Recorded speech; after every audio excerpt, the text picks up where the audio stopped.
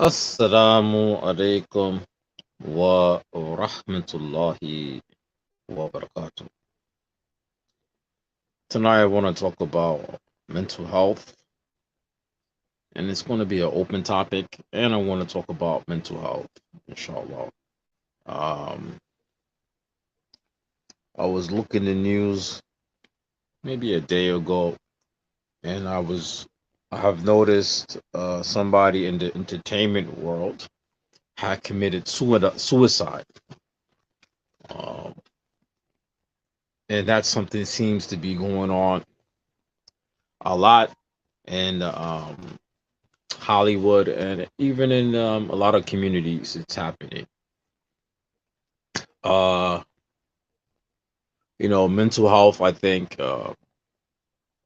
from an aspect of mental health on YouTube and within the Muslim community, I don't think there's enough conversations about mental health.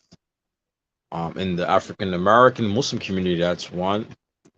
The general Muslim community, I don't see it happening.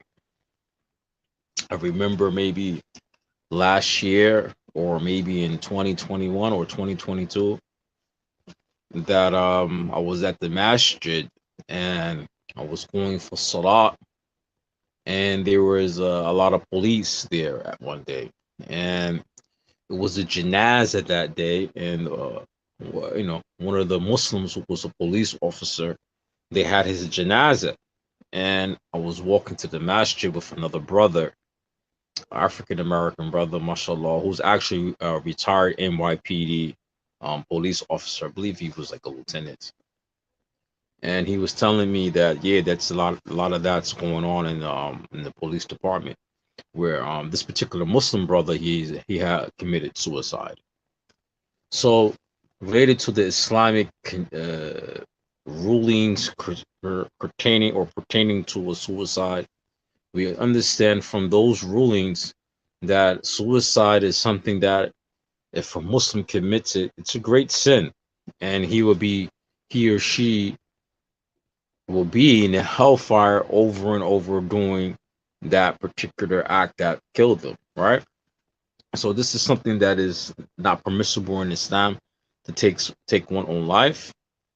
And then we have another side to things of a mental health condition, all right? The mental health condition of suicide.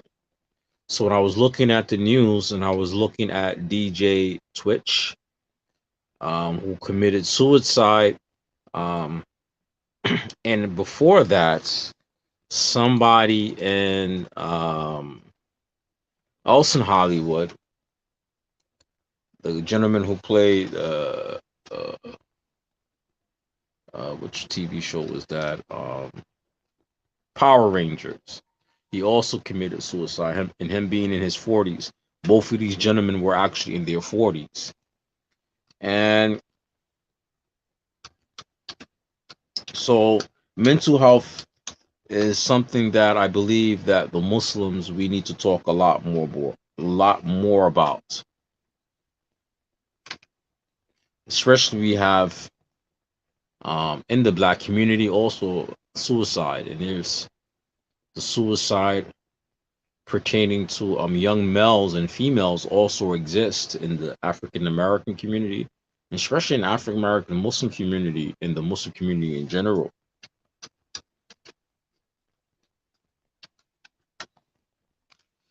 Um, I don't think there's a lot of topics or a lot of discussions going on in the Muslim community, especially in the masajid, where people are addressing mental health issues. I started on this channel maybe a couple of months ago, bringing people on who are like a therapist, or one particular sister who's a therapist, who's Muslim, and she talks about mental health. I did introduce her in a few videos, but I most likely I'm not be doing anything else with that sister anytime soon. But on my own end, I have started studying Islamic psychology. All right. And Islamic psychology has its ups and it has its downs. I don't think that Islamic psychology is as vast as secular psychology. I don't think it's as vast. So when we look at Islamic psychology, it's really in Islam al-ilmu nafs, all right, ilmu nafs, all right, related to the self and the soul, and it's related to how Allah subhanahu wa ta'ala created us, the human nature, or our fitra, right? So a lot of it is connecting to the fitra, a lot of it's connecting to our personalities and the condition of the heart, right? I don't think Islamic psychology, as I see it being taught, there's two different versions of Islamic psychology. Which Islamic psychology, I don't see Islamic psychology really define itself. What is Islamic psychology? That's just my perspective from taking up a course. Even in the course, one of the assignments was what's the difference between Islamic psychology and psychology itself, or Western psychology, right? Western psychology itself is secular. They took out of religion, out of Islamic psychology, and it's really focusing on a secular understanding of psychology, right? From the Western point of view. Islamic psychology, I really don't see a definition of it clearly um, from this particular school, because I even told them you haven't defined what is Islamic psychology, especially when you rely on the research, the theories, research, surveys, and perspectives of psychology coming from circular psychology. You know, I told that to the course. I haven't really seen you guys. You haven't talked anything about Islam, define what Islamic psychology. From some of my peers who I spoke to who have a degree in psychology and have a degree in Islamic psychology, tells me a lot of them said Islamic psychology have its limitations, but it needs to be looked at because it deals more with the soul. It deals more with what is the creation of the purpose of life and the creator, which circular psychology has took out of it, right? So in psychology, when people talk about certain things from an Islamic perspective, I don't think a lot of the Muslims in the Muslim community, except for those who are therapists and psychologists, people who work in the mental health field, do make themselves available to the Muslim community. But I believe, from my personal experience and what I observe, that it is something that is a taboo even in the Muslim community. It's a taboo for a number of reasons. It's for a lot of people, they don't want to go to a therapist because they feel that if they have a mental health condition, that means they are crazy. You know, that means that they are really crazy, and they don't want to have that stigma with them. So a lot of people in general in the Muslim community, especially in the African American community too, that they stay away from getting mental health. And a lot of cases they suffer, and those around them suffer due to this. It's a big taboo.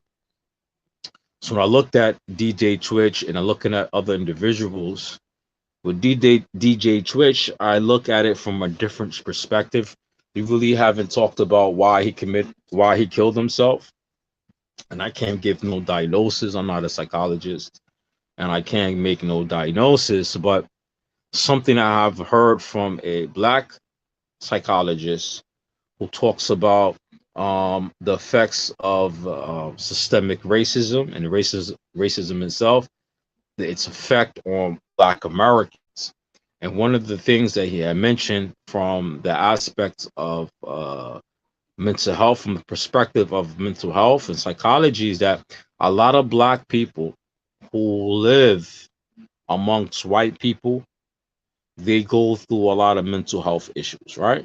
I'm out here. I don't want to really say, well, people in the inner city don't suffer from mental health. Oh, for sure, mental health, depending on the psychosis or what spectrum that person is on, or if they have a BPD, that could be for anybody, any way of life. But we understand your environment, social environment, and your environment itself can have effect on your mental health, and also genetics also, right? So for sure, people in the inner city, they go through a lot of mental health issues due to the society that we live in, the environment, the toxic environment that we are in. But also, people think that when you make money and you get away from this type of environment and you go to like a environment for blacks that are majority white, and you think if you're with the white people or you live in their communities that everything's going to be better. And I was listening to a therapist who talks about black issues and mental health. He said, in most cases, a lot of cases, no. A lot of times when black people move away from blacks and they move amongst white people, a lot of times they suffer from more mental health because they got to keep up a particular facade sometimes, or they have to keep up to the certain, they keep up with the Jones. And a lot of times, though, black individuals who live in those environments amongst white people, they are suffering from mental health issues due to trying to keep up a particular status quo. When I heard about DJ Twitch and I looked up a little bit about himself, he was married to a Caucasian woman. Most likely, he lived in Caucasian. He lived around on white people, most likely. Um, and I really can't say what was going on in his mind, but I could just wonder from hearing some theories about mental health about black folks. Once you live with white people, the grass is not greener on the other side. The grass is not greener on the other side, and a lot of them go through a lot of mental health trauma trying to keep up with white people. That's another thing. A lot of people not talking about that. But a lot of black folks who makes it out the ghetto sometimes and they live amongst the black people, they suffer from a lot of mental health issues trying to keep up with white culture, white trying to keep up with white people financially and things like that. And some person who appeared to be DJ Twist companion, I don't know how true this is, was saying that he believed it was over finances why he did this, right? He believed it's over finances, right? And they got a little bit detail. The person got a little detail. I think it's online somewhere. And when I heard all those things, I was thinking about this therapist, Afro American, who talks about the effects of racism on blacks. When we explain that sometimes when black people make a little bit of money and they go move around white people, it's like they suffer more mental health because they're trying to keep up with a society that was never made for them, right? And even though you might think those neighborhoods are peaceful, it's another whole thing that's going on in those communities, especially for the black person who has to keep up with white privileged peoples, and you're not white privileged, and sometimes a lot of black folks who try to keep up with them, they overextend themselves and affects their mental health. Affects their mental health. That made me think about that when I heard about DJ Twitch. Um, Amongst the Muslims in the Muslim community, it's mental health is something that people don't want to talk about in the masjid. I don't know why. I could remember a few years when I was the imam here in New York, in the inner city, in the project area, and all the sisters I have met in the inner city, who a lot of them suffer from mental health. And this is something that we need to talk about in the Muslim community, especially in the Afro American community. Especially when I was watching females who suffer from mental health, and their children also suffer along with their parents. The mental health issues going on in the city and the Muslim community. This is something that I hope some brothers will give good discussions about this and dealing with it. I know some sisters who do. I myself I participate with a nonprofit organization online, Muslim Disability Awareness, and alhamdulillah, there's some reasons why I start studying mental health just to be able to help people in the community and things like that. But it's a very broad topic, and it's a very broad issue, and it's something that we need to deal with because I know a lot of sisters who suffer from mental health, and their children suffer more. Their children suffer more. Man. That's one thing that hurt me when I seen in the communities. And sometimes people cannot help these children inside the masjid. They don't know how to help them. They don't know how to address the parents or people and anybody who comes to the masjid who suffer from mental health. A lot of masjids don't know how to address those issues. A lot of masjids do not, and unfortunately, a lot of the masajid they look down at other Muslims who got mental health issues. They see them as a burden in some cases. They make fun of them in some cases. They're like, oh, this is the person who's always begging for money, or this is the person who always needs some help. And it's sad to say in America, a lot of masjids are not about helping Muslims. This is the truth that I came to accept many years ago. A lot of mashes are not about helping the Muslim community. A lot of mashes are about just making money or some type of status quo that they want to keep up, unfortunately. So a lot of places, even religious institutions in America, a lot of it is not about helping people. A lot of it is about acquiring money. A lot of it is about getting more money, getting more followers so they can get more money, right? Unfortunately, that's a reality, whether it's a church, whether it's a masjid, that's something that I see going on that people really don't care about. Religious institutions really don't care about the well-being of people. I could remember even in the pandemic here in New York, I was invited for city. A city is like the local government reaching out to the Muslim community, the religious communities, and it was reaching out to the masjids in New York and Brooklyn. I mean, sorry, in Queens and Brooklyn. And they had like somebody represented from the city addressing the masjids and the imams, and it was like it was a conference call with all the different masjids, and people were dying from COVID. And you should have heard. I recorded the conversation. I recorded the conference and I put it on my LinkedIn page. I was shocked to hear that the masjids, all the different masjids I heard, Arab communities, especially the Arab masjids, all they was mad with the city because they didn't let the masjids open. No religious institutions were open. No churches, no synagogues were allowed to open. And the masjids didn't care about what's going on in the community for the Muslims, except for one or two masjids. New York, Queens, and Brooklyn, there's probably like over 50 or 60 masjids.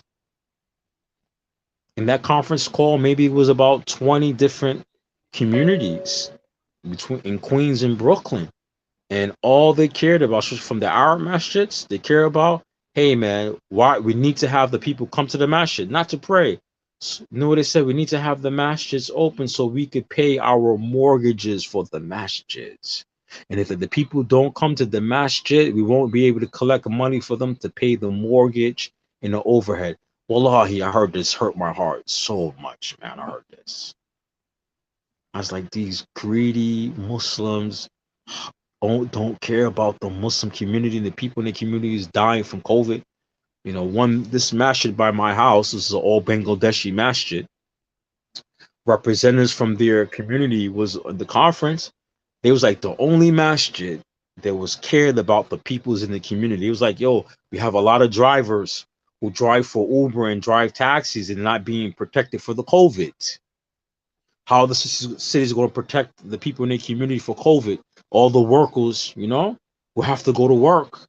How they going to protect them? I was like, alhamdulillah, this masjid here by my house was the only masjid I heard them speaking up and, caring for the Muslims. The other masjids, man, it's like, yo, they was mad with the mayor. Yo, we need to open up the masjid so we could collect money to pay our mortgage. The city's not helping us with the mortgage. This is New York, man. This is New York. So when it's now, imagine somebody who has mental health issues go to one of these type of masjids.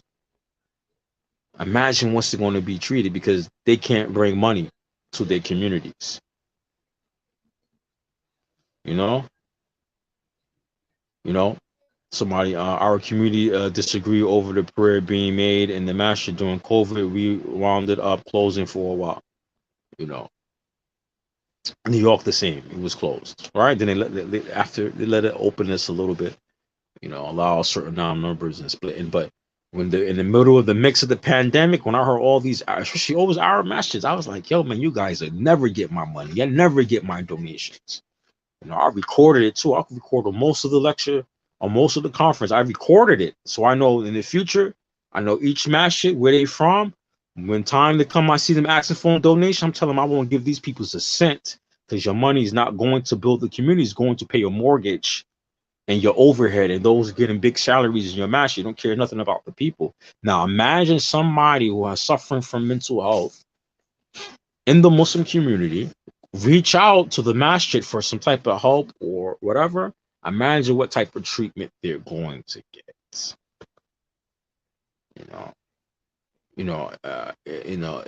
If America government wasn't so wicked, which it is very wicked, I would say that the government needs to control masjids. You need to have a say so over masjids, and the government needs to maintain them, like in the Muslim countries or those countries that have a lot of Muslim population. You have some Muslim countries or Muslim majority, or a large portion of the Muslims people are Muslim, and a lot of this type of governments in the Muslim world or in the Arab world and overseas, a lot of times the government is financing the masjids, maintaining the masjid. So the masjid is not a place of making money, business. In America, the masjid is a hustle.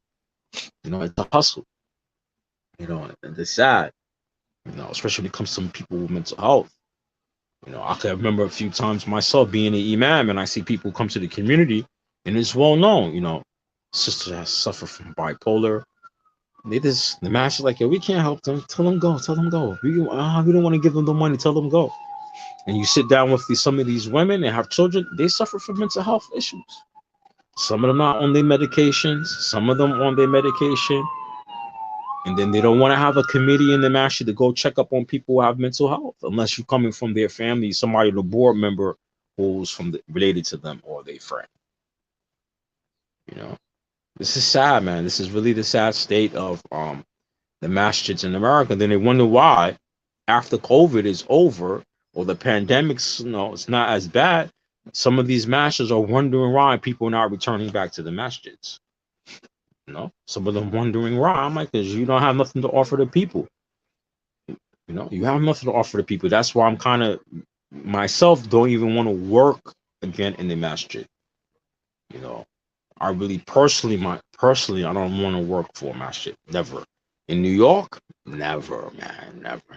Unless I open up my own thing. I don't want to work for no masjid.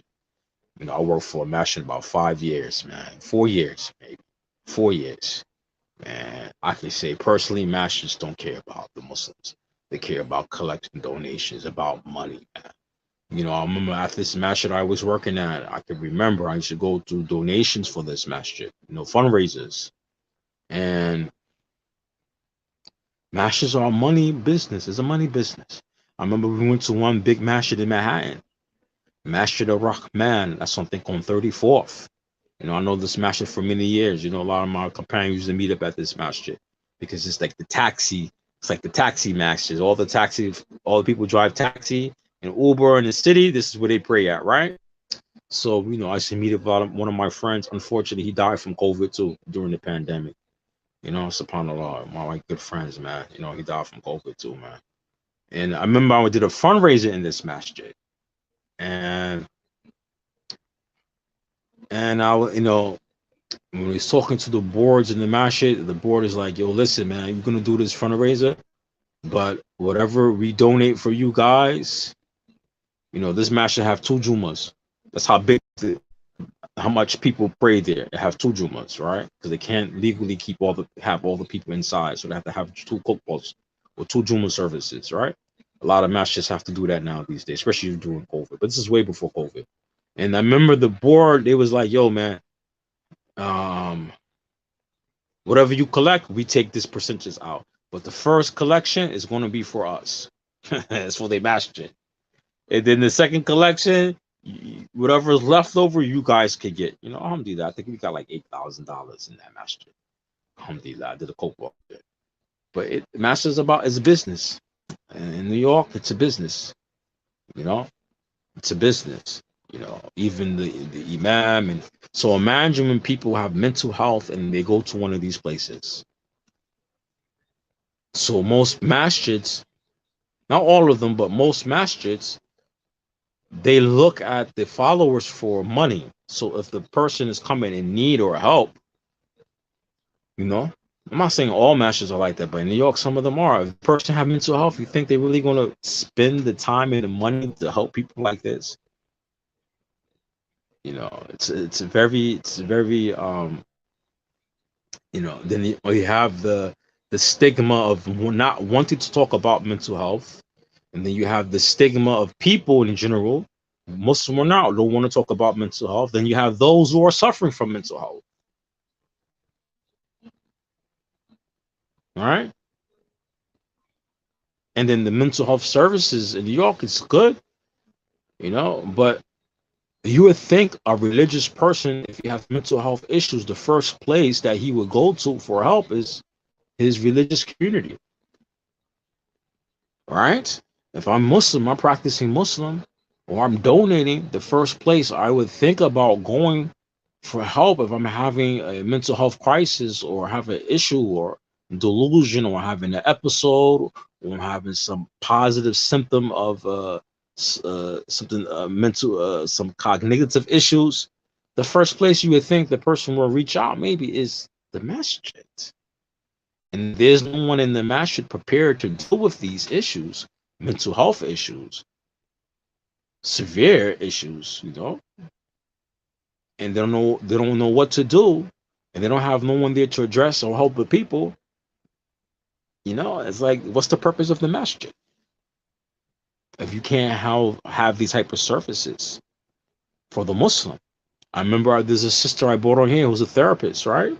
And she said, well, one of the things that a masjid community could do is that if they know somebody in the community has mental health issues, make sure you go visit them. Send a group of people to visit them. Rotate it. Make sure that person's taking their meds. See if they need any type of help. Have this type of training in the community. All right? Have this type of program in the community. Right? Alhamdulillah, some masjids have this. Maybe a few I know of, probably. Masjid Taqwa, I think they should have this. And Masjid Taqwa, because, Masjid Taqwa have a lot of black people in the community and a lot of sisters study mental health. And a lot of the sisters are in the healthcare field. So that's a lot of sisters also in the mental health field. So I would hope they would have something like that, like in Taqwa. And this is something that we need to really discuss in the Muslim community. I was listening to a brother telling me there's a brother online who teaches Arabic and has a school somewhere in the East Coast, and he was like, his daughter commits suicide, so it's like it's hitting home now, right? It's hitting home. I know brothers who have mental health issues. I know sisters who have mental health issues. I know sisters who have mental health issues. Their kids are suffering inside the home. The kids are suffering in the home. I remember a sister. Some people suffer from depression, right? Not depression, bipolar, right? They have these manic stages. So I remember the mother was in the manic stage, right? Back then, I didn't study too much about mental health, right? I knew just a little bit, but I know the mother, she was diagnosed and she had a mental health issue. I remember her daughter told me while her mother was going through her manic stage, some women who suffer from depression, or have been diagnosed with bipolar. The manic stage is sex with multiple sex with sometimes multiple partners. I remember when sister came, her daughter told me, "Yo, I'm scared to go home because the mom got this guy she met online." Her mom going through her manic stage. And her daughter says she doesn't feel safe in the house with this stranger. Ask me when they come to the house, talk to their mom. So this is real stuff going on in the community. You know, no one's really equipped to deal with this. And I had a good talk with the mom. Like, yo, if your daughter telling me that she feels threatened in the house because you have this guy in the house and you got other small children, and your daughter who's a teenager making better decisions than you. I'm like, yo, you got to get your act right now. You got to be getting your meds and go talk to your therapist. I'm like, yo, what happened? That person hurt one of your kids, man. What happened to rapes your daughter like this? You know, we need to have these serious talks, man, in the Muslim community. If you don't have these serious talks, some people will say in the community, well, that's not our responsibility, right? Some of them might say that, well, it's not our responsibility, but some of them might say, hey, we did try to help. We did try to help, and it backfired on us. Yes, some of us burn bridges. Some of you who suffer from mental health burn bridges. But the reason why the bridges get burned is that the person or the peoples or the pupil who's trying to help them don't know how to help them. Don't know how to help them. That's real talk. They don't know how to help them because they don't take mental health as something serious in the community. And that's black peoples in general, Arabs in general, Bangladeshi, Pakistani. They also people don't want to go to therapists, or some of you have those taboos there. Even though you have a lot of Muslim therapists from every nationality, Muslim psychologists, Muslim therapists, right? Have all the Muslim doctors who study psychology or therapists or clinical psychiatrists. We have all of that in the Muslim community, but still it's a taboo, right? And in the masjids, it's taboo. They don't want to deal with it. This type of culture has to stop. Right? I remember there was a sister once came to me from Senegal. Right? And then, you know, back then I didn't know too much the signs, right? So the sister's like, yo, she believe her husband's doing sihr on her. I was like, I never seen your husband. She's like, oh, she's divorced. All right. And like she was talking about sihr. No, the first question that wasn't me because I met a lot of sisters like her. I'm like, sister, do you have any mental health diagnosis? That's the first thing I asked. You've been diagnosed by something from a therapist, and she was like, yeah, the doctor told me that she had schizophrenia. All right. I'm like, are you taking your medication? She was like, nah, it's not the medication. A lot of people who have mental health issues don't want to take their meds because the side effects. So she was like, no, it's the sihr and this and this. And I'm like, your husband don't even live with you. And then I seen her again a couple of times, right? She'd come with her children. Then one day I was the Eid Salah, and we're about to be standing up to pray, and I'm about to give the khutbah, and somebody come from far, like, it's like, hey, man, Mr. Day, it's like, you know how homeless people dress in the street? It was that same sister, just like a homeless person. Then in bathe for like weeks. Her clothes, I was looking. I was like, this person looks familiar. And I was like, yeah, you pray it right now. And I'm looking, it's like, oh man, it's the sister. She's like a homeless person. Stop taking the meds. All right. Then after Eid Salat, she come to the masjid where they was at. One of her kids was on the news. Riding the train, 8 years old, riding the train all by themselves on the train. The A train here in New York. They called her the youngest kid, so they took her kids and gave it to the father. And I seen the sister again. I'm like, yo, sis, man. They said they took her, they put her in the hospital. Said she told me they know what they did to her. I'm like, yeah, they got you together. Cause I remember one brother many years ago. I used to visit York College, the MSA in York College. So some of them brothers were medical students in there for therapists, for therapy. And this one brother who works in the hospital for people who got mental health, he's like, yeah, so when they come in, they always keep them for 24 hours, more than 24 hours, 24 hours or more. I said, why? He said, because they act like nothing's wrong with them. And they know how to sit there and be still.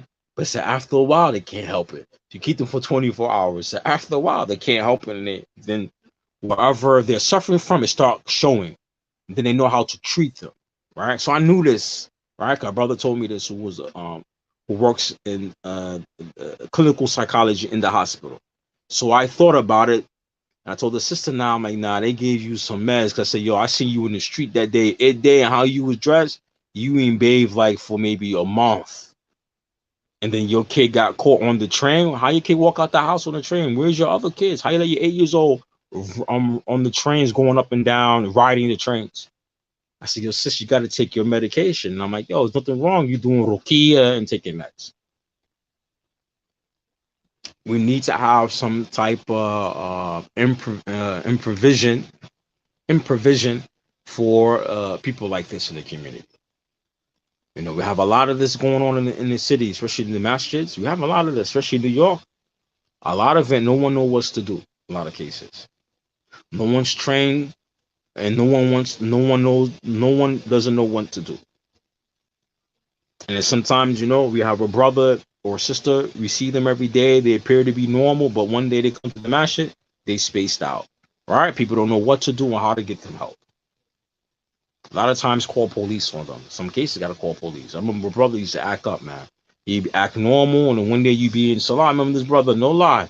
Come, he pray, everything's okay. Then one day in Salah, we in Ruku, this guy doing Kung Fu in the Salah. He start doing Kung Fu in the Salah. Every time we go on Ruku, he's doing Kung Fu. And then one day we in the masjid making Salah, he's watching porno in the masjid. You know, New York, I seen it all in the masjid. Watching porno. Like, yo, we gotta call police on this guy. Get him out of here. I'm like, yo, man, this guy need to go to the hospital. Don't let police arrest him. He has mental health. You have to have something to do. You have to have some type of protocols to help people like that.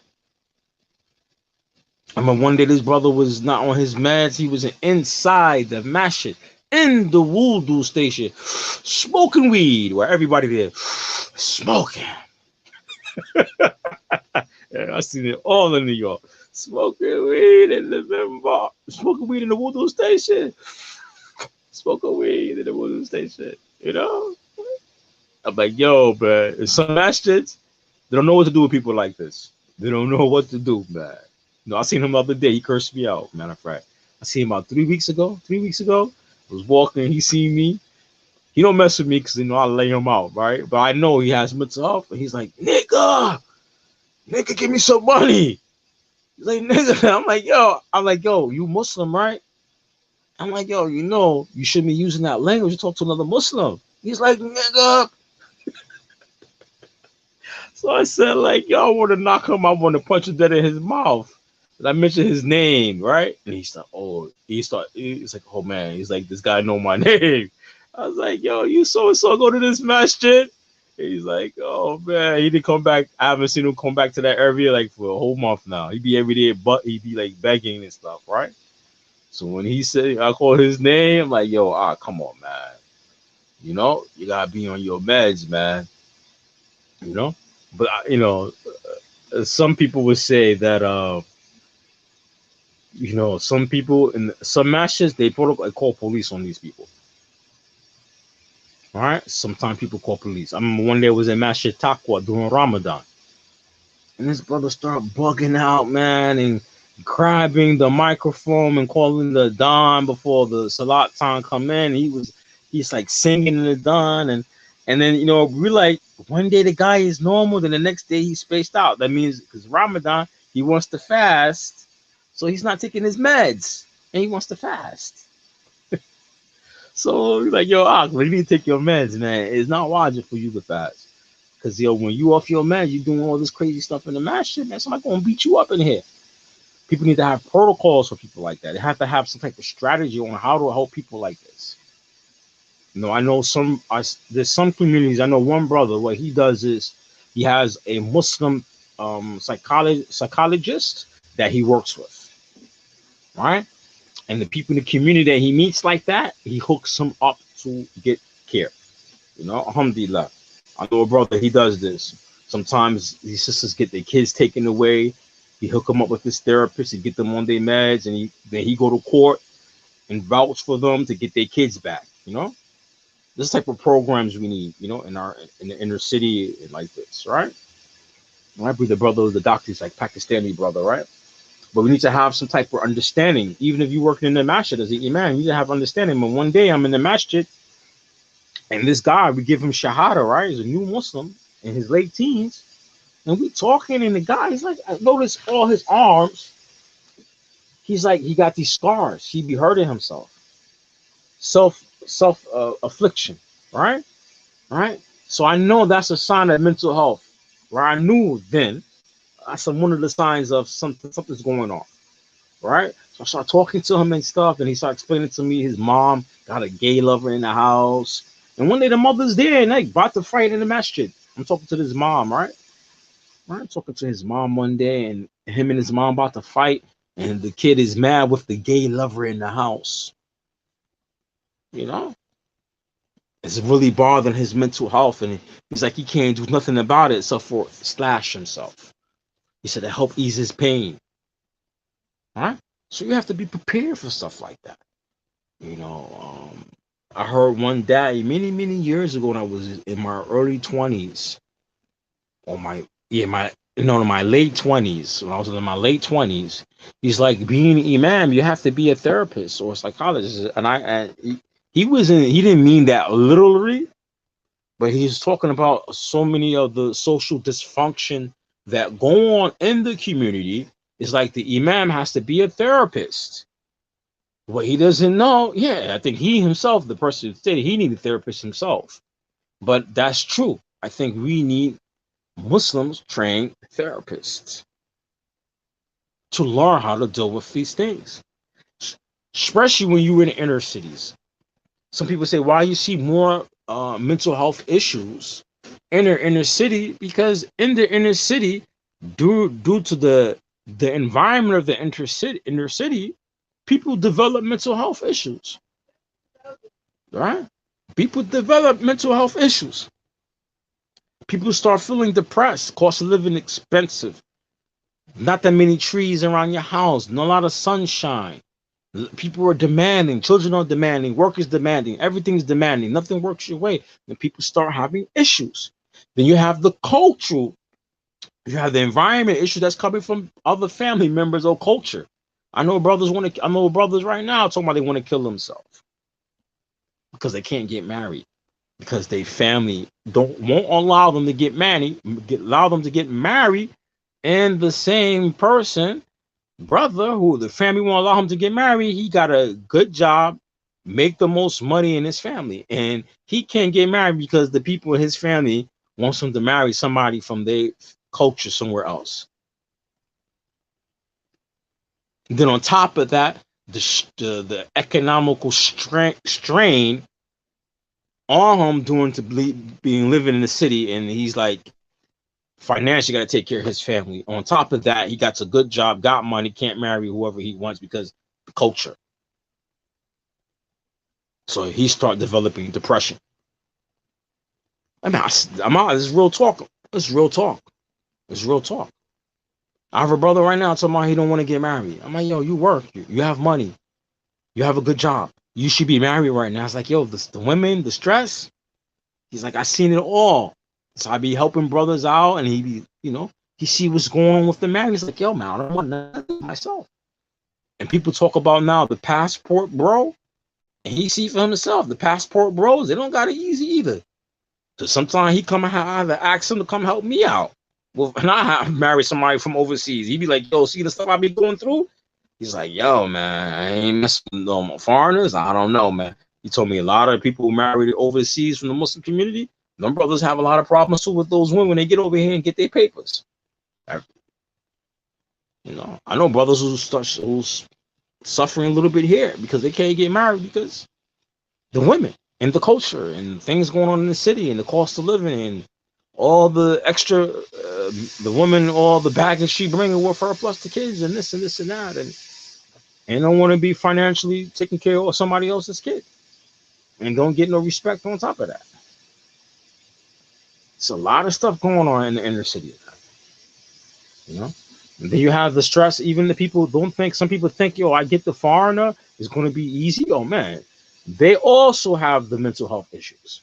I've been an imam before. Cultural stuff, preventing them, culturally oppressing each other. You know, I remember brother came to me one day and he was showing me, how much money he got to send to his wife, family. He's like, he's dirt poor. He got a whole bunch of kids. He's like, yo, I can't do this no more. And so they got grown people in their family. He said, I can't do it no more. He's showing me, starts bringing out the money he's sending, and he's showing me what he's bringing at home at the end of the month from his job. He barely could take care of himself and his family. And he's like, you got to do this too. He's like, yeah. And he's going crazy, man. You know? So even the foreigners, they go through it too. People culturally oppressing other people, going beyond what Islam say.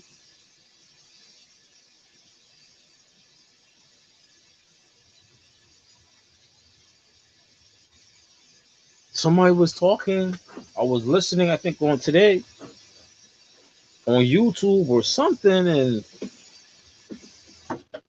people are talking about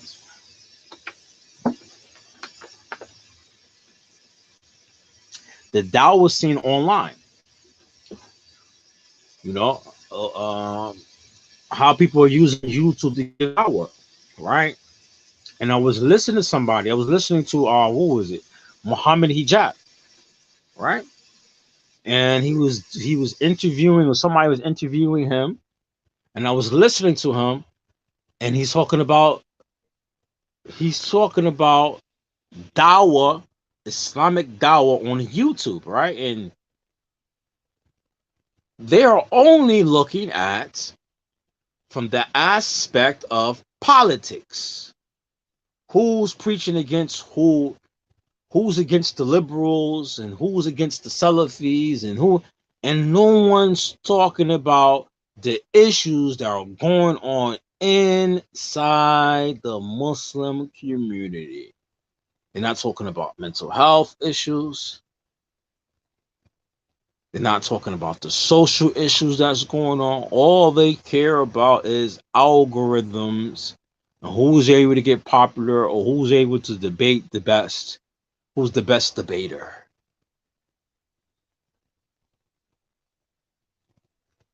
So, and I'll be looking, I'm like, yo, this YouTube Dawah stuff is a waste of time. Half of it. Or maybe a little more than half of it. About some aspects. It's a waste of time. It's not dealing with the people's real issues.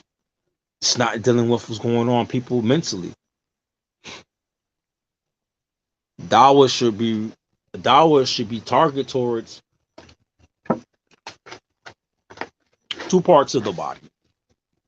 Dawah should be towards two parts of the body: the heart and the intellect. The heart and the intellect. Dawah should be dealing with the heart and what's going on in here. Dawah should be about the heart, because if the heart's corrupted, what's the cure for the corrupt heart?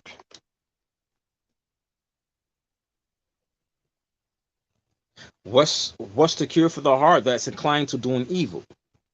What about the heart has a mixture of good and evil? It's inclined to both. About the heart is just black.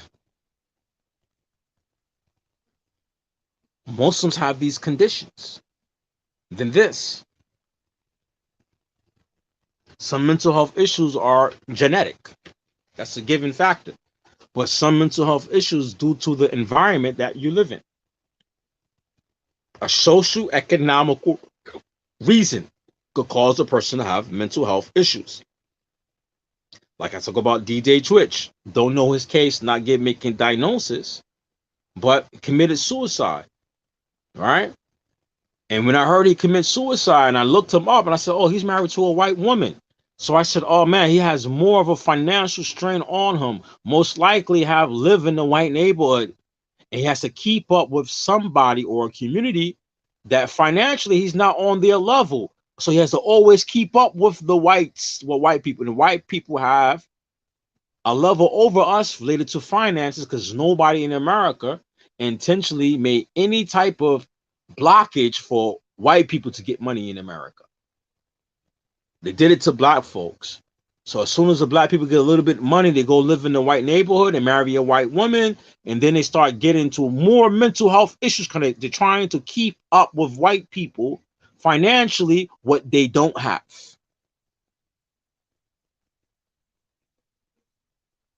So when black folks get the little money to get with the whites and live with the whites, they start what? Going through a lot of issues, mental health issues. They might even see this video a couple, I think last year or the beginning of this year, and it was like a black couple. They were both lawyers, and they moved to this all white neighborhood, and every day this white woman was harassing them, and they started recording her. She had this Karen. So as soon as you black, you get a little bit of money, you go live with the white folks, then you have to deal with the racism of the white folks in those neighborhoods. What type of mental health use? Then you start suffering from mental health. You just had it on the news like what 2 weeks ago. So I think in New Jersey somewhere in the U.S. I think it's Jersey, not for sure.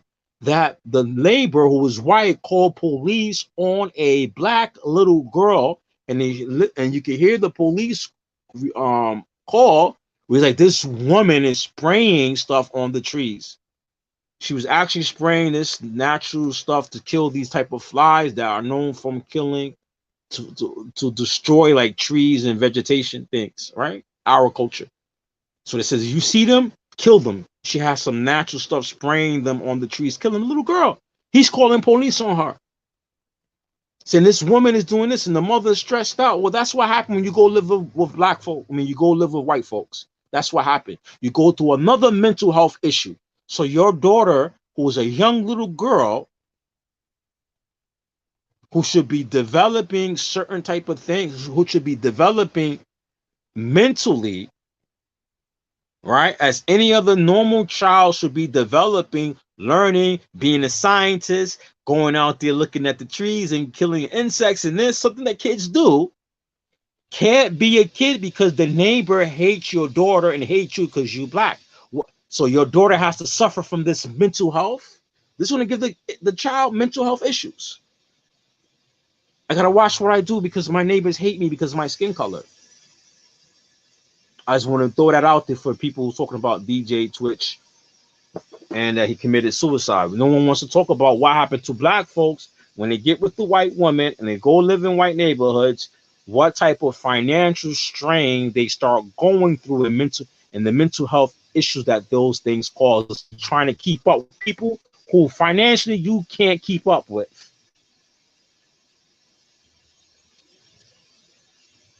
And it also happened to the passport bros. Since people were talking about that, maybe I could hit something on the algorithm.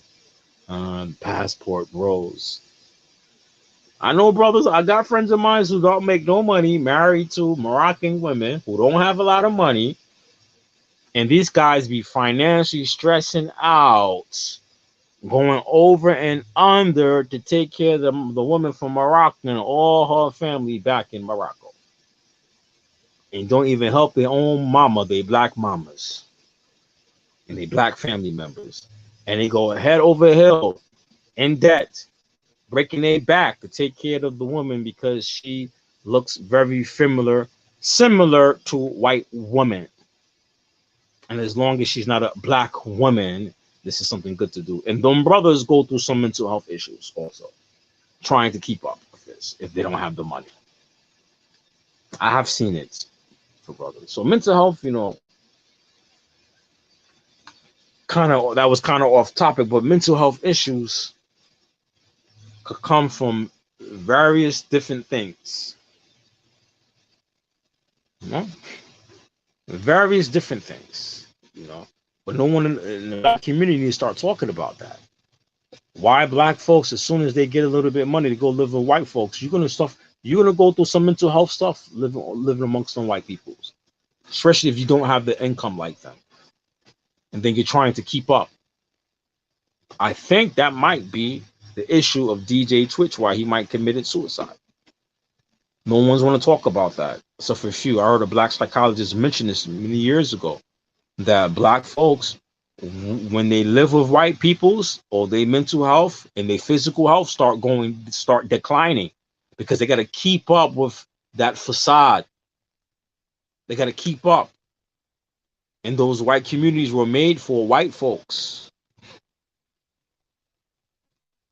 and you might not be economically on their level. You got to keep always trying to compete, or according to their standards, and you might be going into financial crisis trying to keep up with those peoples when you don't have the income or the money to do it, or just from being in that environment, living amongst them, and the anti-blackness that they have, how it's going to affect your mental health. And if your mental health is not good, then your physical health is going to start declining, because your mental health is not doing good. When you have mental health, you're going under stress.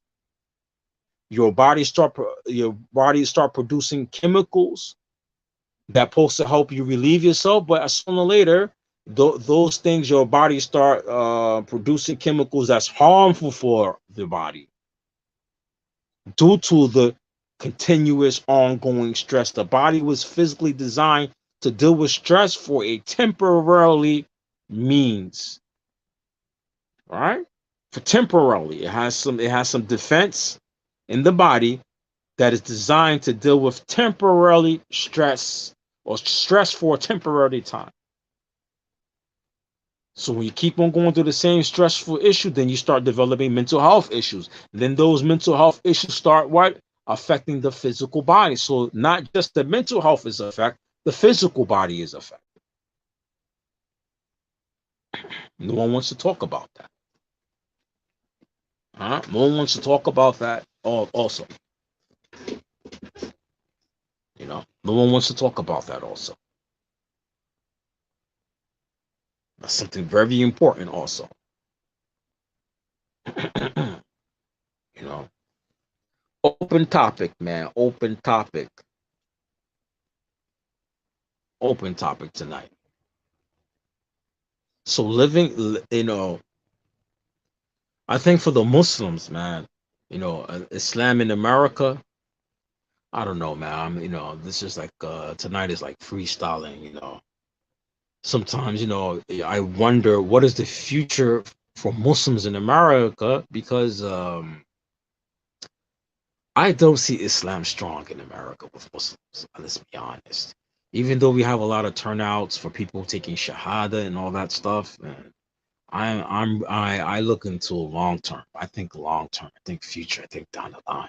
I'm getting old now, man. I gotta start thinking like that. I got kids and stuff like that. And I look at Islam in America, what is going to be the future of Islam in America? Because what I see what the Muslims are doing today in masjids and community, it's not enough. It's not enough. It's not enough. The masjid in some cases, not all masjids, some masjids, it's like capitalist masjids. The masjid has capitalist agenda. The masjid has a secular capitalist agenda. You can say, how are you going to say that, Abu Bakr? Well, a lot of masjids are not about calling to Allah. Some masjids are just cultural centers, and they just happen to be Muslim. And then you look at it, they want to expand buildings, expand the masjid, but the community religiously are not expanding. Their community religiously are not expanding.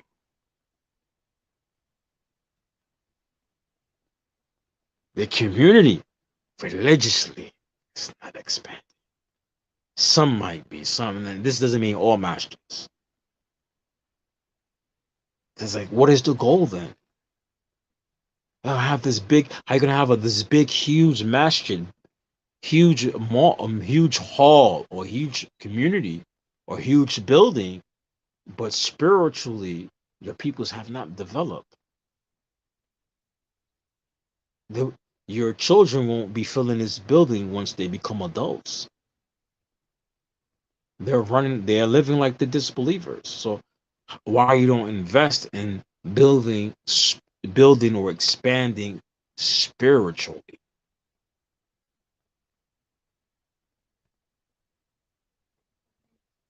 That's something you have to start asking Muslims.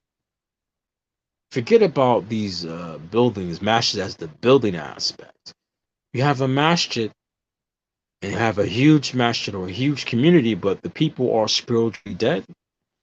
Just like you see now, like the Catholic Church in the U.S., how many of them they're losing their buildings because they're losing their members or their membership are declining. You think that's not going to happen to the Muslims one day?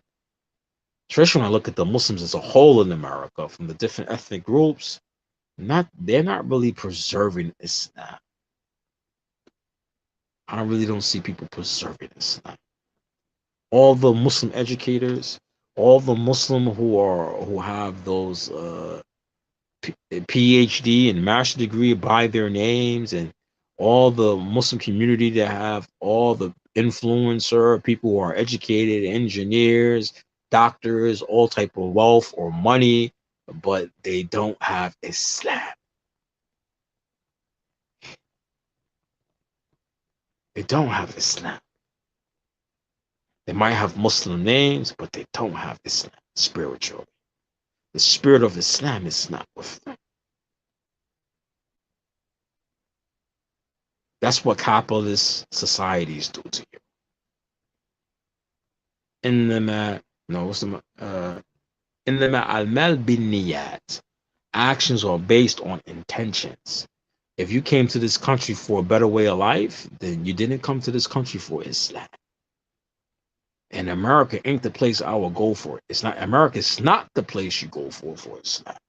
So you're gonna be real. You came here for money. So wherever dysfunction that the Western or American societies are going through, best believe the Muslims going to go to the same stuff. Best believe the Muslims going to go to the same stuff. So walking down the street the other day and I'm looking at Muslims, not black, few of them black, few of them immigrant Muslims walking down the street on drugs, on drugs, on drugs. Right? So walking and then see some Muslims, they on drugs. Right? Now I do my exercise every day, so they see me every day, right? And they be high on drugs, and they be Muslim, they be like Assalamu alaikum, and begging for money to buy drugs, right? Begging me. So one day, one of them, he like to say smart stuff to me, right? He's black. So, sometimes I don't be in the mood for these guys, right? So I was walking, he came out the blue. He said, yeah, what time is it? He always got some joke, right? He said, what time is it? I said, yo, it's time for you to get off these drugs. I said, yo, man, it's time for you to get off these drugs, man. He stopped. He started looking at me. I said, yo, man, it's time for you to get off these drugs. That's the only time you need to worry about right now. I kept it moving. Yo, man. And I'm looking at two of them. One of them, he's an immigrant. I know he's an immigrant. I was like, yo, your family probably came to this country for an opportunity. And look, you on drugs. You on drugs. Unfortunately, people don't know. African American Muslims, we don't travel to the Muslim land. Some of us think, in the Muslim world, that it's all peaches and cream. I'm like, nah, man. I showed my friend the other day in Egypt, man, and they got the youth on drugs, popping them pills. Muslim pills they be popping here, they be popping that stuff in other Muslim Arab countries. They be getting high. People be showing out on drugs and all of that. And they're ashamed of that stuff. So, for example, in some Muslim countries where all the youth are taking those pills, that stuff, people with fentanyl and all that stuff, in the Muslim countries, they be getting high, all type of stuff like that. But in the Arab countries, they got a little kibber with them. All right, so they got rehab. They don't want to really build a lot of rehabs. The rehabs in these countries, if you, it's for the rich people in those Arab countries or Muslim countries, and the rehab is in the hospital. So the average person who's poor can't pay for those rehabs. Right? Can't pay for it. You know, sometimes we watching Egypt. He's living in Egypt. This is a sheikh. He living to be on the TV. I'm like, yo, the sheikh neighborhood where he lived, man, all the youths are strung out on drugs. All the youths, half the youths strung out on drugs. And the sheikh going preaching everybody all around his neighborhood. Half of the youth are strung out on drugs. Sometimes I'll be on YouTube watching some brothers from a Muslim country, from Muslim world. I'll be looking at them. I say, oh man, I'm looking at some of you talk about American politics and this and this and that. I'm like, yo man, where you from in your country? The youth are strung out on drugs. Why you don't go back and preach to your people? Why you don't go preach to your peoples? Because there's no money and you ain't gonna make no money off of it. That's why you ain't go back and preach to your peoples and get them off them drugs and stuff. Ain't no money into it. The money's here in America. Islam is a hustle, it's a business here in America. That's why you here preaching. Man, sometimes be good for us that we travel, man. You know, to expand the mind and see what's going on in other countries, you know. And then when you on the drugs and stuff, the mental health issues, that's another. And you start suffering from mental health issues. People strung out on drugs, you know. You strung out on drugs? Oh man, I was incarcerated when I was about 20. I was incarcerated for almost 3.5 years. Yeah, 3.5 years, a little bit over 3.5 years, right? And I went to prison for a violent crime, a robbery. I was indicted. And that's when I took my shahada. And I remember when I was about 20, and somebody said, yo, so I went to prison for a robbery. So when I was locked up, somebody said, yo, man, if you go to one of these AA programs, they might let you go when you see your first parole. And I was like, nah, because in that time it was Pataki was the governor of New York, and they was denying people parole. They wanted people to do the maximum time and then go home, right? And do parole on the street, right? They want you to stay the maximum time in prison, right? And my crime was a violent crime, was a robbery. Anything that's robbery in New York, if it's physical, whatever, weapon, physical, it's a violent crime. So I'm like, yo, somebody say you go to that AA program, they might, let you go on parole. I was 20 years old. I said, I ain't got nothing to lose. I had all this time. So I signed up for that, right? So it was around the end of my sentence. I got in some trouble, and they put me in what you call SHU. This is the box, 24 hours. I was in there for 1 year for fighting these racist correction officers, right? One of them kicked me in my head. I still got the scar right here, the lump. Kicked me in my head and hit me with a walkie-talkie. I beat the hell out of this guy. So when I was in there, I lost all my good time, all right? And they put me, I was like way upstate. I was in the maximum prison, max. I was in Clinton, right? And it's like, yo, when I came out the box, they put me in Clinton, right?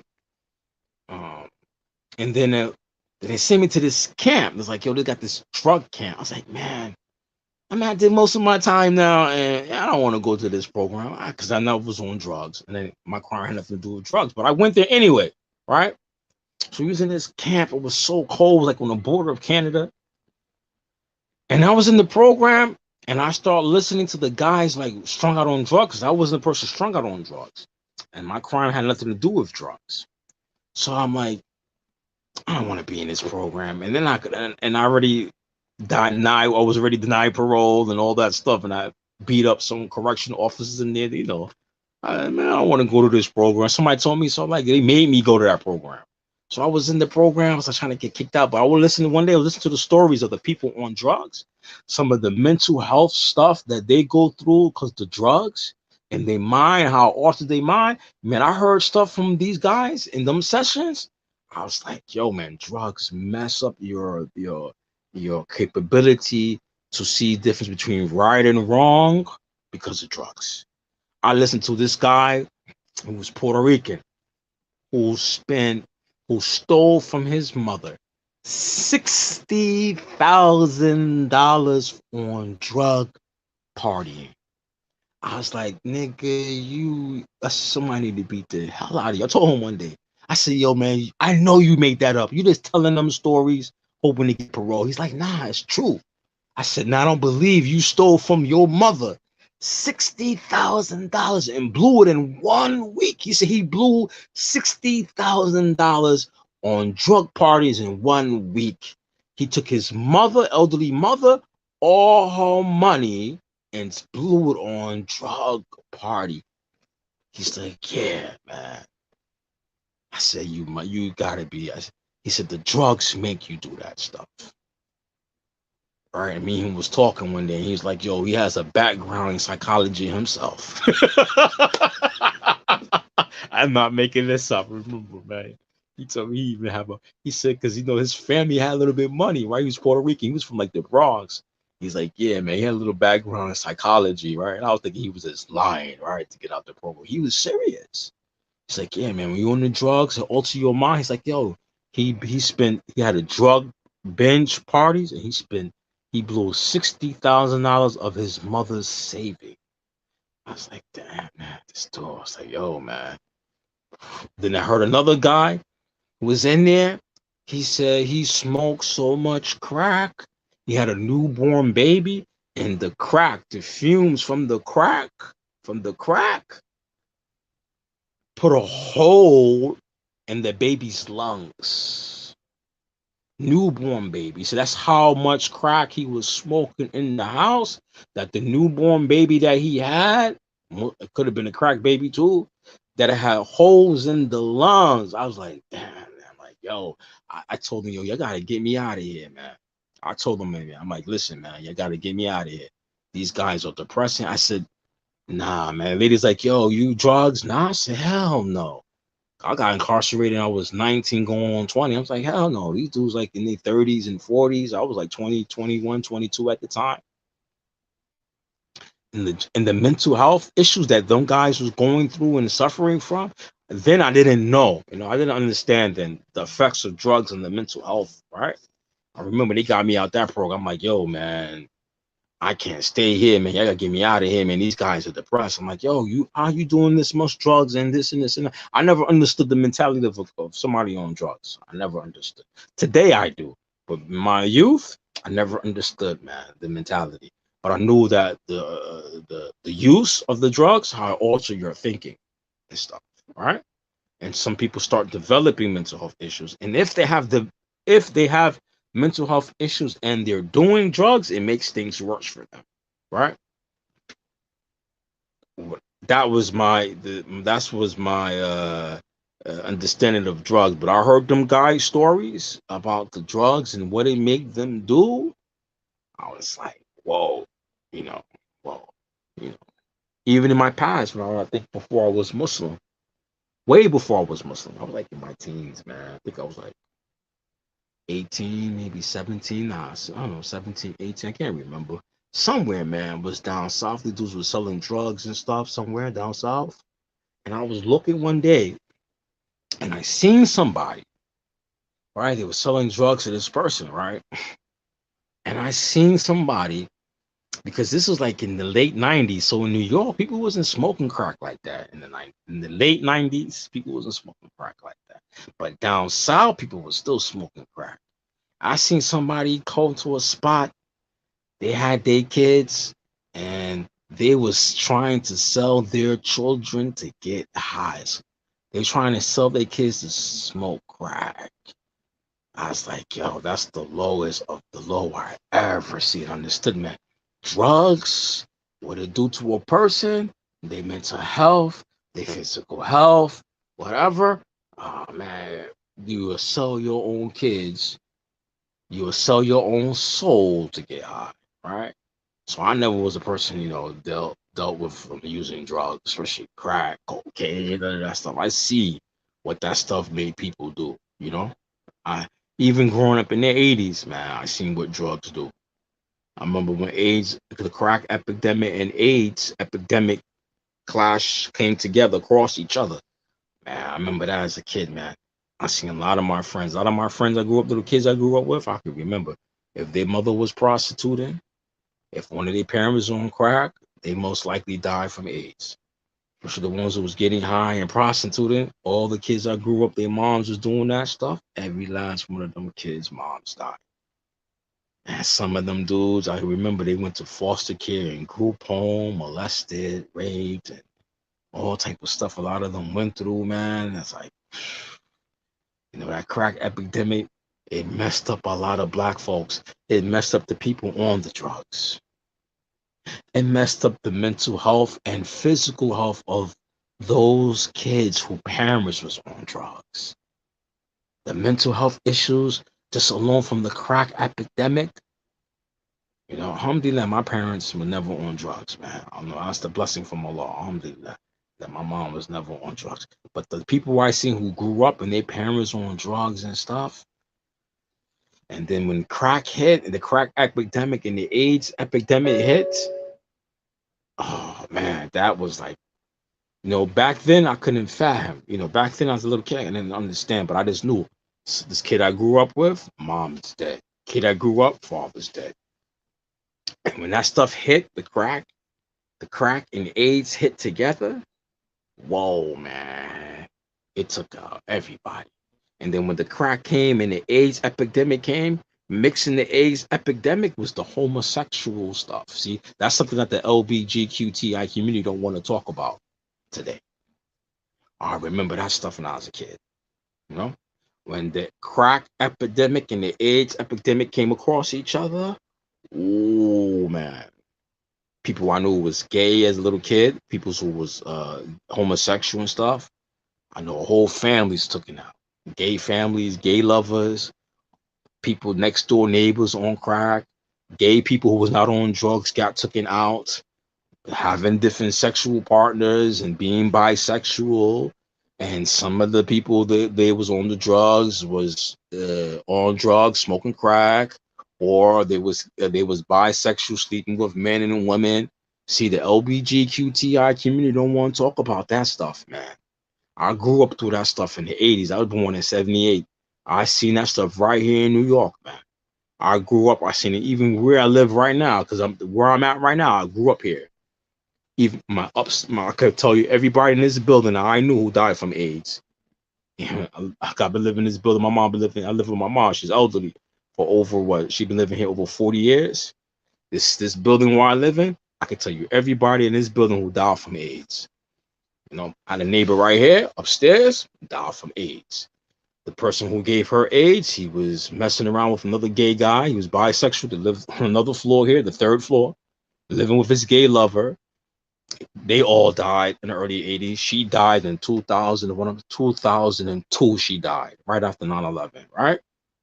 She died from AIDS. The gay lover of them died from AIDS. The lady upstairs had a son. He also died from AIDS. He was gay.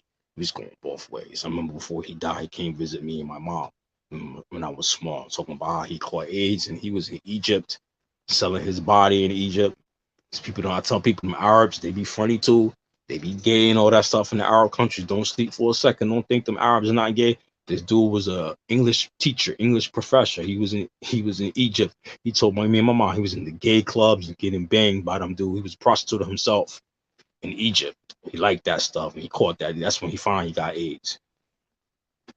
Mom's was a nice person. She died from it first. Had a lover who was bisexual, gave it to her. The son was gay. Then I had a neighbor across the street from me right here. I grew up with them.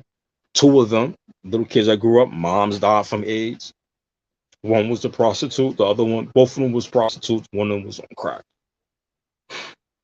The dude who was bisexual in this building, I remember he gave this lady and somebody else. All of them are dead today. All right? All of them died from AIDS. See, the LBGQTI community don't want to talk about that stuff, man. All right? That crack epidemic and AIDS, that took stuff a lot of black folks off. Then you want to talk about the children who grew up in that stuff, man. The children who were the victims of that stuff. See, we don't want to talk about that. The children, because the children were victims of it, they're my age today. The children who were the victims of it, moms strung out on crack babies, moms strung out on crack baby, both have AIDS, both of them have HIV. See, people don't want to talk about that, man. We need to have in the black community, man, talk about mental health, man. That stuff is real. I remember somebody I grew up with, born with AIDS, moms had it, crackhead, doing drugs, shooting up, got that joint, baby born with it. And then they start screening for HIV for pregnant women. in New York, but other states down south, they were not doing it because they want them to have them babies and want the moms having HIV and the babies born with that stuff. They wasn't screening for them. Back in the 90s, down south, they wasn't screening for that stuff. 90s, maybe even the early 2000s. I don't know when they made it legal in some of them states down south. Some of them wasn't, they didn't care. New York made it legal, screen kids, screen the mothers during the pregnancy for that for HIV. You know, my kids grew up with, got that joint. Moms had a joint, pops have the joint. Crackheads smoking crack, and the kids who have to grow up, the kids who grew up through that stuff are the people you see now in their late 30s and their 40s now.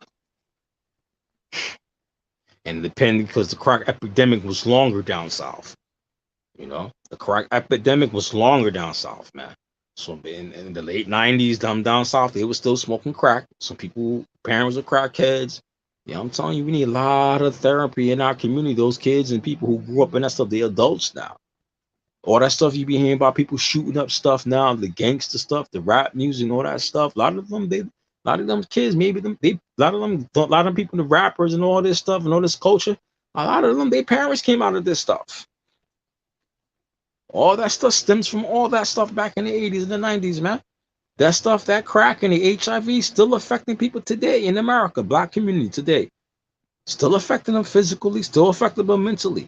No one wants to talk about those things in the black community, especially in the Muslim community. That's, it's like unfortunate, the African American Muslim community, this is like, you would think they'd be the first people to talk about these things. Some of the communities do.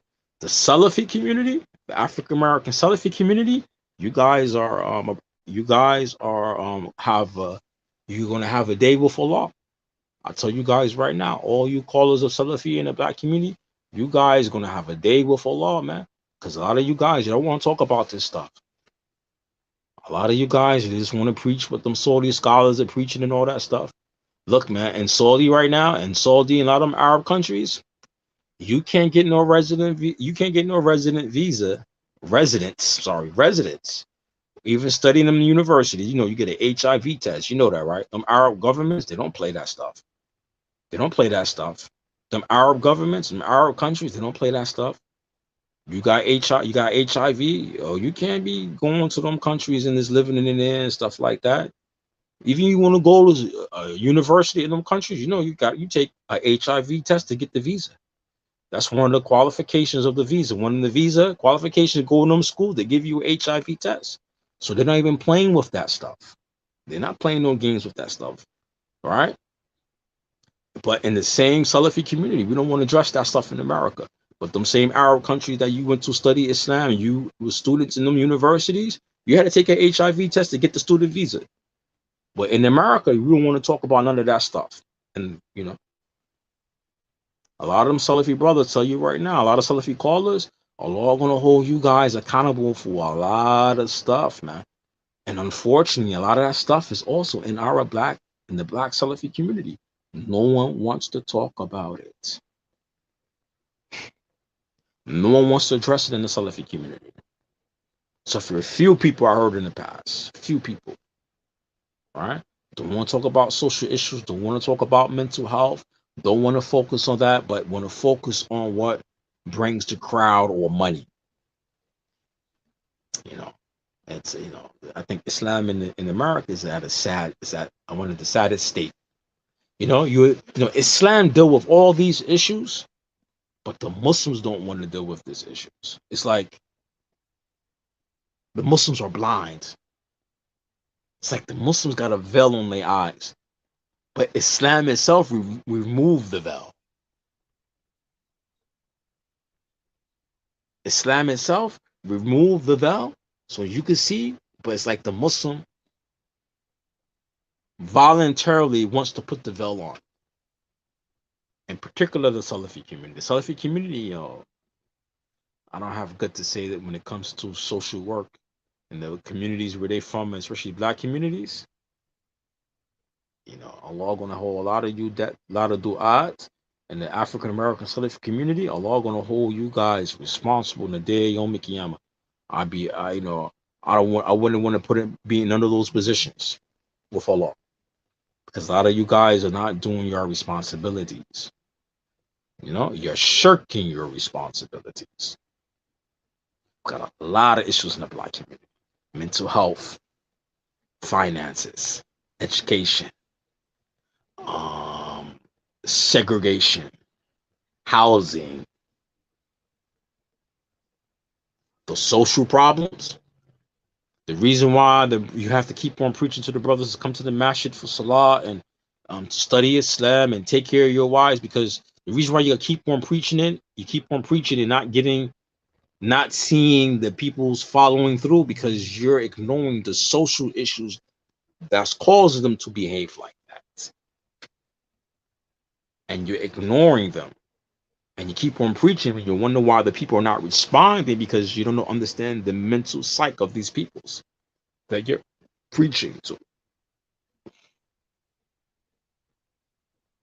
You're going to be held accountable for these things, because we have part of Islamic sciences, ilmul nafs. It's part of Islamic sciences also.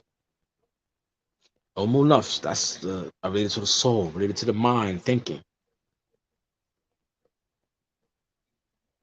Social issues and fixing social issues is part of Islam.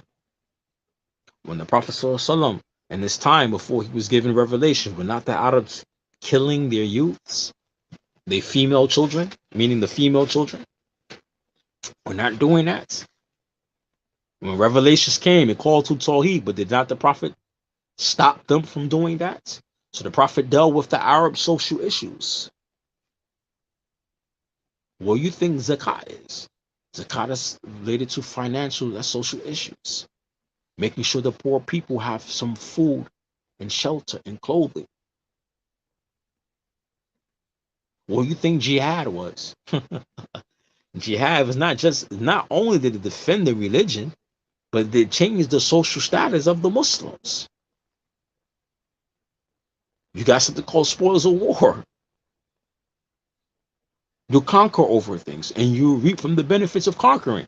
Do we not read even in fiqh, the book of jihad, about who gets the spoils of war and how much? Huh? It's not part of Islam. Who haq is to the booty? And why you're fighting?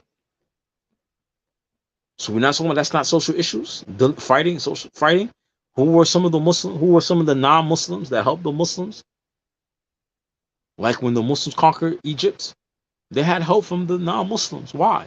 Because the non-Muslims who helped them were being oppressed in Egypt by their current ruler. So is not that fixing social issues and addressing social issues in the Salafi community? Addressing social issues, black social issue, means you're a black nationalist. I don't listen to most of these people to no more. They don't have the answers for the people. And if Islam have the answer, but you don't know how to deliver it to it. You just know how to mimic what you see some Saudi sheikh doing in Saudi country. You're just mimicking what the sheikh is doing, but you don't see what's happening in the government itself in these same countries, their social problems. Why the sheikh has the freedom to speak and preach and teach and educate.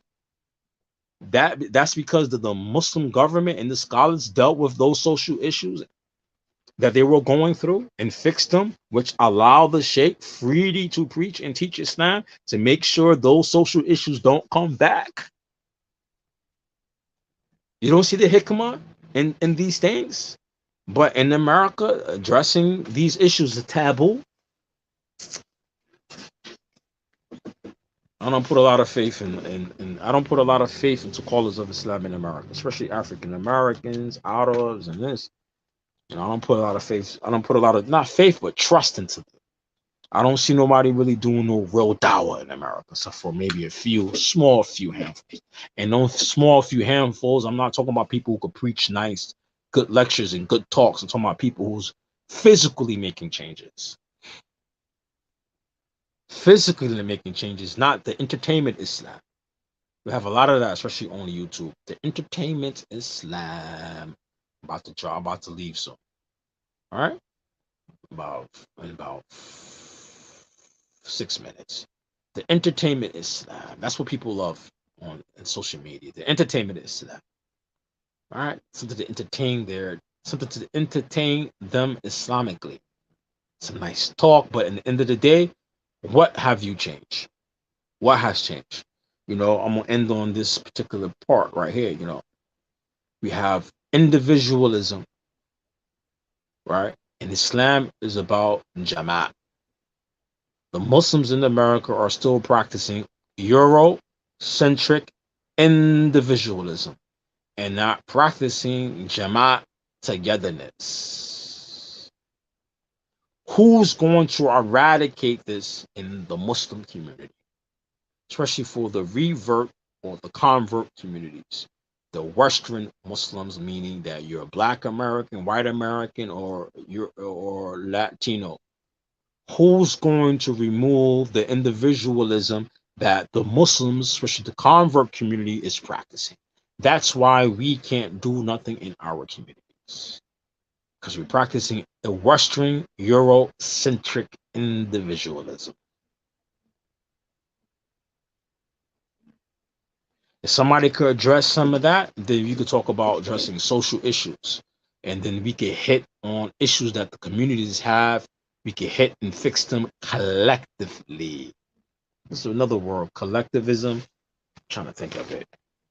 I think it's called, it's very similar to ethnocentric, but this ethnocentric is not the word I want to use. It's called collective.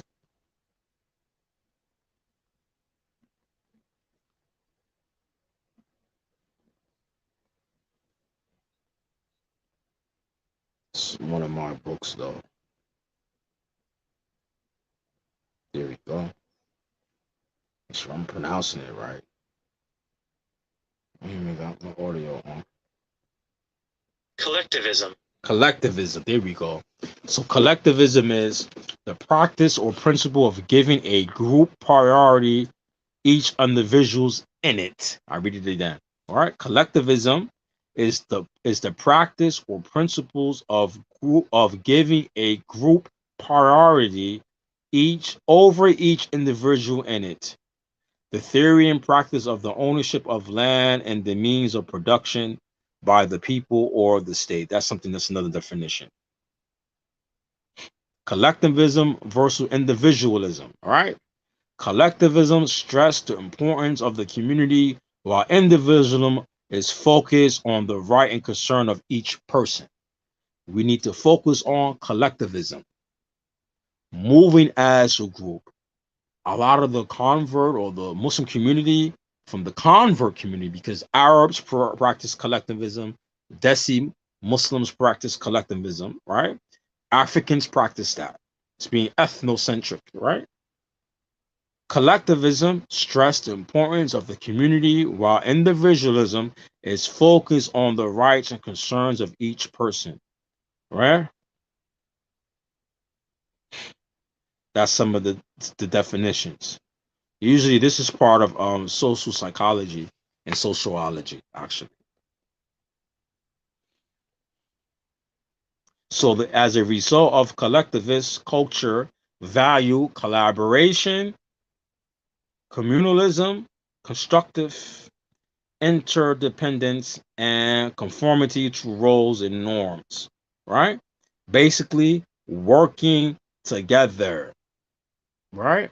I think that if somebody could start pushing us to get away from individualism, is one of the reasons why we have problems solving a lot of our issues in the community, especially when it comes to mental health, how to deal with mental health, because collectively we don't want to deal with it in the community, especially in the revert communities and the Arab communities too. That's a whole nother story, man. That's a whole nother story. And that's that's a whole nother story. But they're open to it. A lot of them are open to it. A lot of them see these things. A lot of them are actually open to it. Because a brother hit me up yesterday and told me that an Arab community, the brother's Black American, an Arab community asked him to come work with them in the social aspect to help people with social issues going on. Right? And that's the type of stuff he's into. Right? Activism he's into. Right? So they're open to it, actually. Some communities are now coming along, but for the revert community, we need to really talk about this, man, because we're really practicing individualism and we're not practicing togetherness and working as a group, and that's part of Islam. وَاعْتَصِمُوا حَبْلَ اللَّهِ جَمِيعًا. Keep on reciting these ayats. Hold on together to the rope of Allah. All right? All right? Another verse in Quran, Allah says, I'm so tired. إِنَّمَا مُؤْمِنُونَ إِخْوَةٌ. Is that an ayat in Quran? Indeed, the believers are brothers. All right?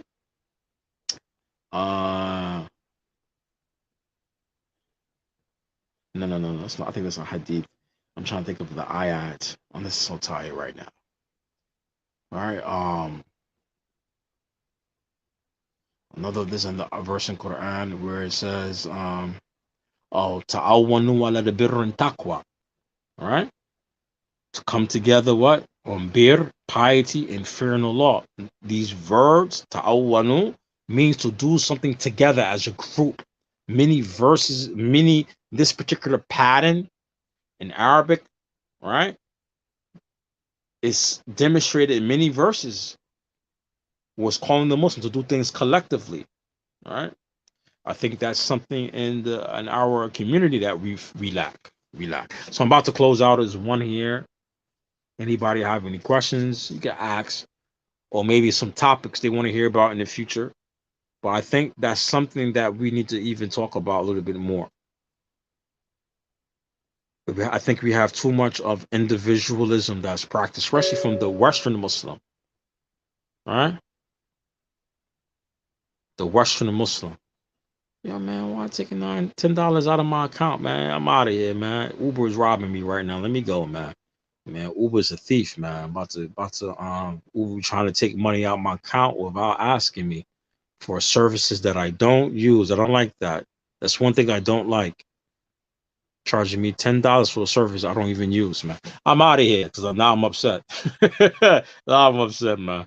Got this notification, Uber taking $10 out my account for what, man? I'm out of here.